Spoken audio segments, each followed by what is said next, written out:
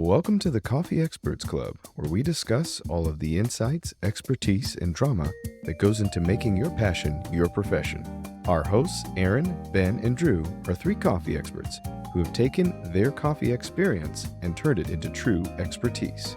They have consulted with major coffee brands throughout the United States and beyond, providing operations expertise and growth strategy for drive-through openings, multiple locations, and everything in between.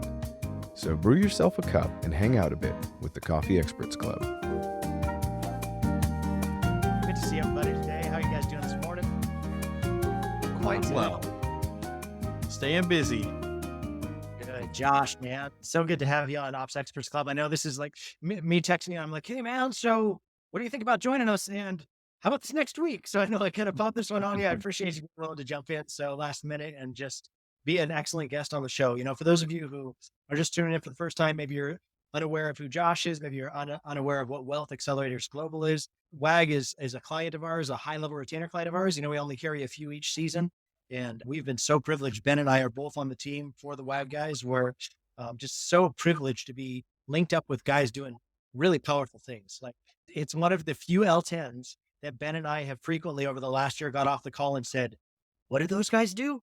It's so complex. Like, they've got so much complexity of the different ways that they've reached out. You know, it's almost like an octopus, so many different legs that are like stretched out in so many different areas of business that at first blush, you would be like, how do any of those things have anything in common? But they've done a great job at linking people together, raising up a powerful team to support it. And then I know the Collab team has been so privileged just to come in alongside of WAG and Josh. Yep. I'm doing good. I'm excited to be on. Aaron, like you said, hit me up last minute last week. I think it was like Friday night. I was like, hey, man, are you free? I was like, not really. But what we got going on? You know, we were able to find a time that works for both of us, and I'm excited to be here. Awesome, man. Well, maybe tell us a little bit about WAG. Like, fill in the guests, like they're tuning in. You know, I think one of the greatest things about Ops Experts Club this iteration, you know, we did 35 weeks of content. You know, that's always something that we're selling to people as far as for them to get 35 weeks on how to level up your operations. That's what Ops Experts Club Vault is all about. We've moved into this session now where it's more podcast style, where we're interviewing excellent badasses in the industry when it comes to operations. So Josh, you want to talk to us just maybe a little bit about what WAG is and what you do at WAG?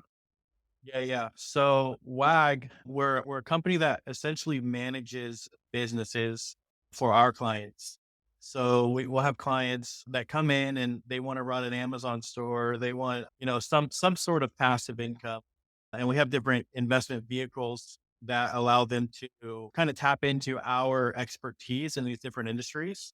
And then we go ahead and take over the business. And essentially we're the operations team behind that business.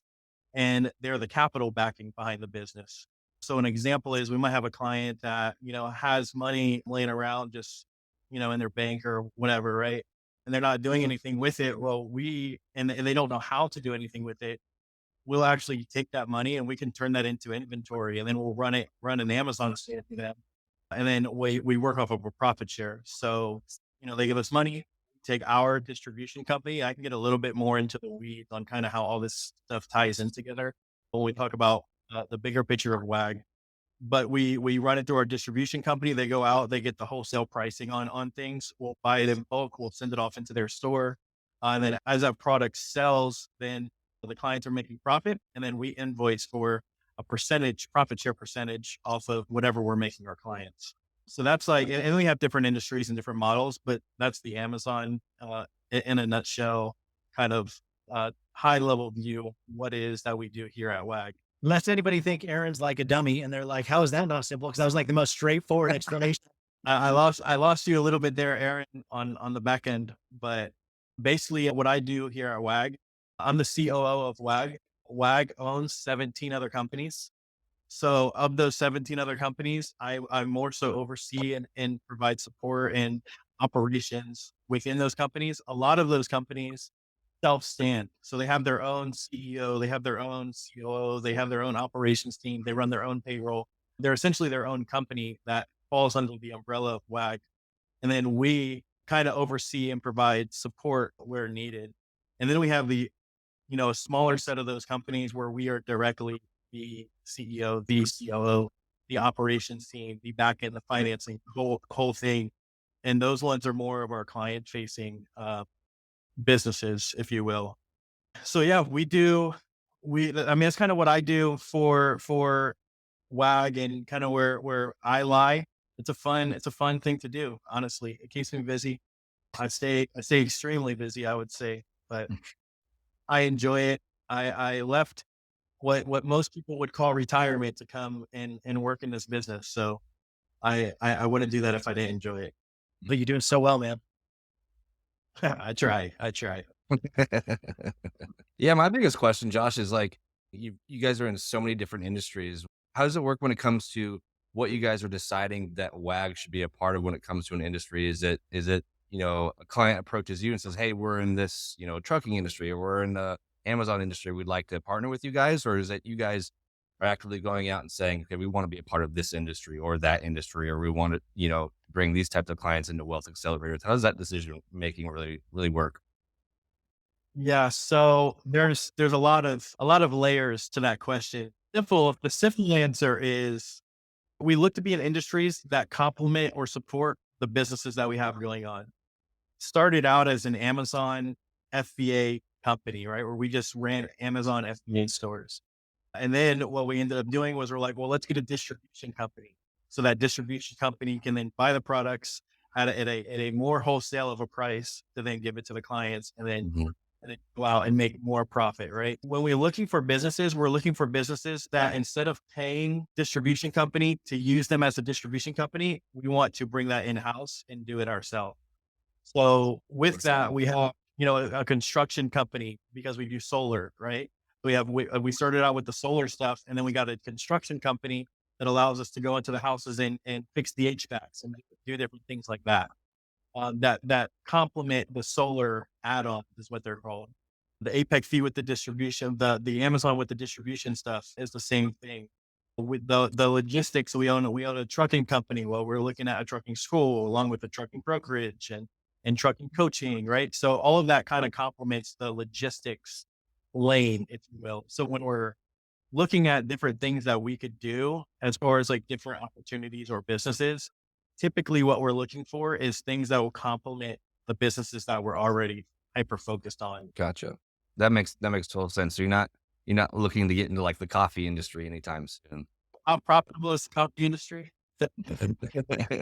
That actually helps frame it up too, because I remember when we first came in with Wealth Accelerators, I was like, these are so many different industries. I don't like. It seemed random to me, but now that you say that, it makes total sense. Like if you're gonna be in Amazon, you also want distribution. Like bring everything in house is so smart. And I mean, it's taken me like 9 months to figure that out, but thanks for painting that picture. Now, Josh, I in a billing barrier will work for maybe about like 8 different clients and find that a little bit complex, hard to manage. So how do you effectively serve 17 different companies under you proactively, or is a lot of it just reactive when they need help?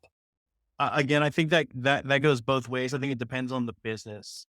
95% of my time is sitting in the proactive, like this is where I spend my time, right? I spend my time mainly right now with Amazon, trucking and solar. So like out of all the companies I have, 95% of my time goes to those 3 companies.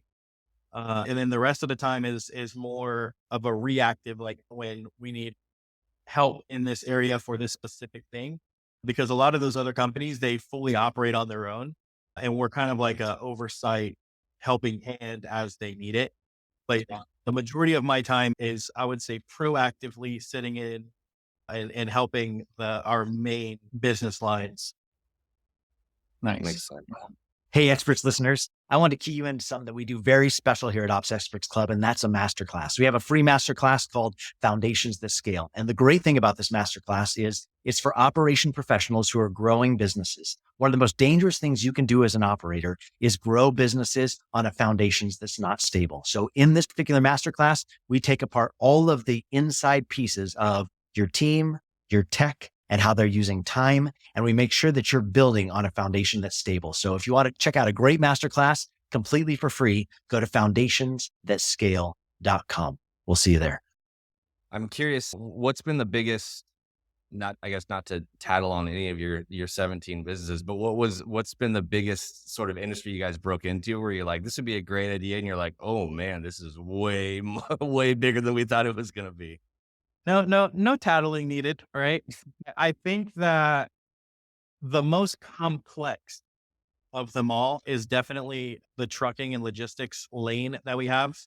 Mm. And we actually have 5 different verticals within that lane to make it all work. And that's why I say I think it's the most complex. We have a lot more people helping towards that industry that are only focused in that industry. We have a lot more operation needs. It's a lot more reliant on the economy with the gas prices rising and the fuel and the loads dropping. And there's a lot more economic pressure on that industry alone. Yeah. With the other companies like solar, for example, solar, it's a selling based company, right? So we have a solar sales team. That's a pretty easy model. We sell and it's profitable, right? There's not much that goes into it. With the Amazon, it's kind of the same thing, right? We know that things are going to sell on Amazon if we put them on Amazon. There's a little bit of back end that goes back and forth with like making sure this is the right product, making sure the margin is there, making sure Amazon's not the one on the selling on the listing, because Amazon has a way of squeezing profits out because they have that ability to basically choose where who's going to get the sale. So there's like different little things within it. But when we talk about like what's the hardest, where we're like, we got into trucking and we thought it was going to be like, oh, like just put trucks on the road and we're good to go. Mhm. There's a lot more that goes into just putting trucks on the road and we're good to go. I mean, you're probably dealing with, I know, yeah, like you said, Amazon's solar, you're just selling a product, but with trucking, I imagine you probably have to deal with a lot of state and federal regulation too, like a whole bunch more red tape in that. Yep. It seems like in that industry versus just selling a product on Amazon. Right. And you would think that you just put a truck on the road and it either makes money or it doesn't. But like you said, there's a lot of regulations. There's a lot of what a driver can do, what they can't do, where they can pull, where they can't pull, what they can pull and what they can't pull. You know, a lot of checks and balances, as there should be, right? You don't want drunk drivers sitting in a semi driving down the road. That's a recipe for disaster. So the regulations that are within trucking are obviously warranted. It's just a more complex Yep. industry.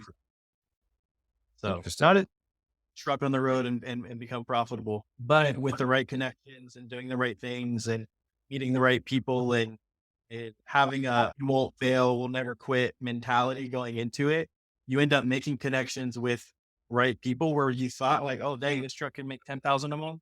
And that's good to where, hey, we can make 40,000 a month with that same truck with something else. Right. So you make different connections along the way, and it can actually become a lot more profitable than you thought, even though it is more complex than you had thought. So Yeah. there's like a there as well. Yeah, it's super interesting. I've never known much about the trucking industry because it does seem so massive to even learn about, but it's kind of cool to see the inside or back end of it, just working with you guys through it. It's been pretty fascinating.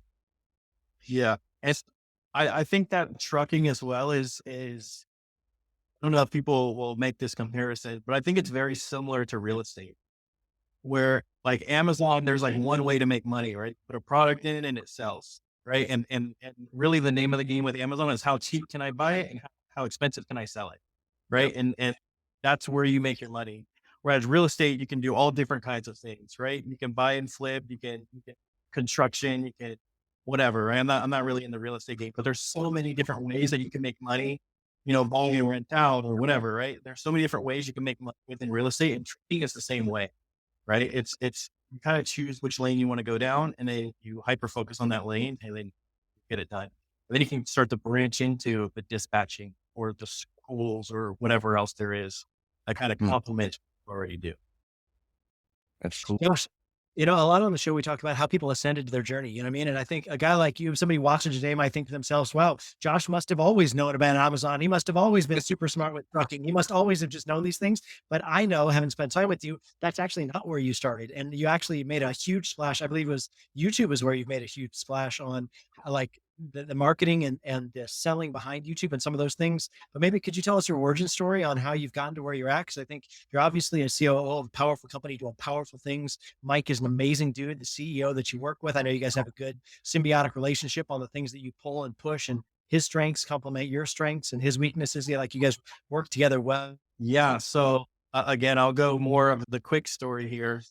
I actually started out in the army, and I was living normal life, doing the normal things, going to work all day, every day, leaving my family. Not the first time I left, because when you're surrounded around people like in the army, and I've met some of my best friends that'll be lifelong friends in the army.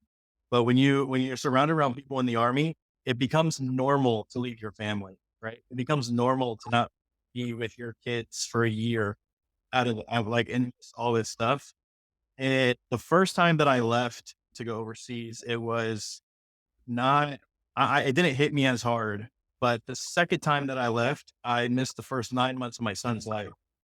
And that was, I got to come home for when he was born. I was there for 2 weeks, and then I was gone for the next 9 months. And that one was a tougher pill for me to swallow, because you realize that those are 9 months that you'll never be there. Like, you'll never have that experience with your kids. Yeah. So during that time, I spent hours on my computer, basically learning how to make money online. That's the simple, most cliche Google search. And it's what I did. That's how I actually got connected with Mike. And then I got into like trading and commodities. And that was when crypto was starting to, do its thing. Started getting into crypto, and I didn't get too heavy into that, but I got really heavy into Forex. And the benefit that I had that most people don't have, it was almost like a blessing in disguise, being away, is when I got out of work at 5 o'clock on most days, 5 o'clock, it was 2 o'clock in the morning here in the States. So my wife and kids are sleeping for the next 7 hours. So during that time, I have no distractions, and I could sit on my computer and I could have just both my screens up, and I could learn and make money and figure out what I need to do. I ended up leaving when I came back stateside. I had a skill that like no one could take away from me. Right. And the skill was I learned how to make money online. And the only reason I had that skill was because I was put into a desperate situation, being away and realizing I don't ever want to do this again, and having the time freedom, just because, not because I had money freedom, right? But having the time freedom because I was on the other side of the world, and I didn't have any distractions because I chose to not have any distractions. So I think it's important to know, like, that's where my journey started, was the realization of I don't want to do what I'm doing now anymore, right? Figuring that part out. But fast forward, I ended up getting an Amazon store, actually the same stores that we sell here at WAG. I ended up getting an Amazon store, and I'll just say that store made me a lot of money, more money than I could even fathom. And at this time, I'm still in the army, and I'm supposed to have 4 years left on my contract. I was on like my second contract. It was a 6-year contract. I was 2 years into my 6-year contract, and it started getting really hard for me to go into the office and work, especially when we were about to leave again. I had a pretty top level job. I won't get too much into that, but I had a pretty high level job to where I worked with really, really high ranking people. And because of that, I was able to get the signatures and stuff that I needed to be able to do what I needed. And then I was able to actually get out of the army early, good term. And again, I think that is just a testament to who are you talking to, right? Like, who are you surrounding yourself around? The only reason I was able to do that was because of the people that I was around, right? Which is the same that happens in business. But Aaron, to actually answer your question, not to keep going on, but to actually answer your question, I started out like I said, in Amazon, and I did extremely well. I ended up getting out of the army, and I didn't work for 2 years. And that's what I referred to earlier as like quote unquote retirement.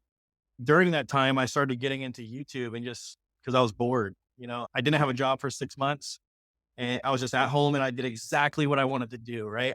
Like throughout the army, my whole thing was like, I want to be there for my kids. I want to drop them off at school. I want to pick them up every day. I don't want to miss anything. Like, that was my mentality because I had just missed it. Right. So I was doing that, but then you start getting bored, right? When you're at home every day, just doing nothing, it's not as fun as it sounds. And I started doing really well with YouTube just on my own. I hired a few VAs that were helping me out and doing their thing, and ended up doing well. And at the same time, my Amazon store is still pumping. And then Mike actually came to me and asked if I wanted to do YouTube with WAG. And I was like, no, not at all. And then he asked me again. And actually the third time he asked me, he brought up this word legacy. And that's a big word for me because my little brother actually passed away. And the last thing that he said before he passed away was, the things that you do for yourself are gone when you are gone, and the things that you would do for others will remain as your legacy. So when Mike used the word legacy on me, and I want to build a legacy and I want to help other people, it directly like kind of went back to kind of how I live my life now. And ever since my brother passed, and that's kind of like the quote that I live by. It's tattooed on my body. It's the quote that I live by. And the things that you do for others remain as your legacy. So when I looked at all the quote unquote success, if you want to call it that I've had so far with my own stuff, it was very me driven, right? I'm the only one getting paid. I'm the only one doing this. None of my friends are doing anything well, or I haven't touched any lives. I've only been able to help myself do what I want to do for myself, which is be at home with my family. So when Mike hit me with that legacy word, it was an instant switch for me to say, let's go impact 1,000 lives. Let's go impact 10,000 lives and be able to really push and something bigger than just stay at home with my family every day. So that's a big way that I guess I got to where I'm at now, and I started out, just kind of being a client of Wealth Accelerators. And now I'm one of the owners and the COO of the company that did a lot for me before I was any of this stuff. So it's really cool kind of see how all the dominoes fell, but it's fun. It's a fun time. I enjoy it. Josh, I think, man, so good, dude. I feel, thank God you have 17 verticals because we can bring back 17 different times and hear about all the more of the wealth that you've got to share. So appreciate your friendship. So appreciate the partnership we get to do with WAG, and man, grateful for you. Thank you for spending time with us today on Ops Experts Club. And there's nothing we could add to that. Terryn Turner, we couldn't add anything good to that because Mike did such a great job. So thank you so much, brother. So appreciate you, especially the last minute grab and just the wealth you gave us today. Awesome. Thanks for having me. Yeah, Thanks, Josh. awesome.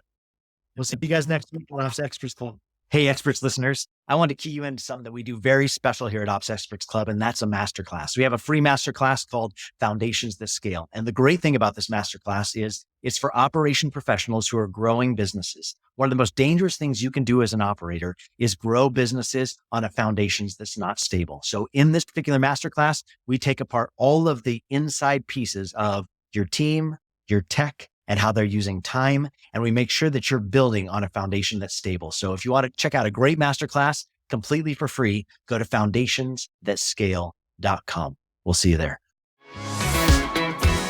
Thank you for tuning in to the Ops Experts Club podcast. New episodes available every week on Spotify, iTunes, and everywhere you listen to podcasts. If you're curious about how some of the biggest names in entrepreneurship have scaled their businesses to the next level, check out some of our best content on this topic by going to foundationsthatscale.com.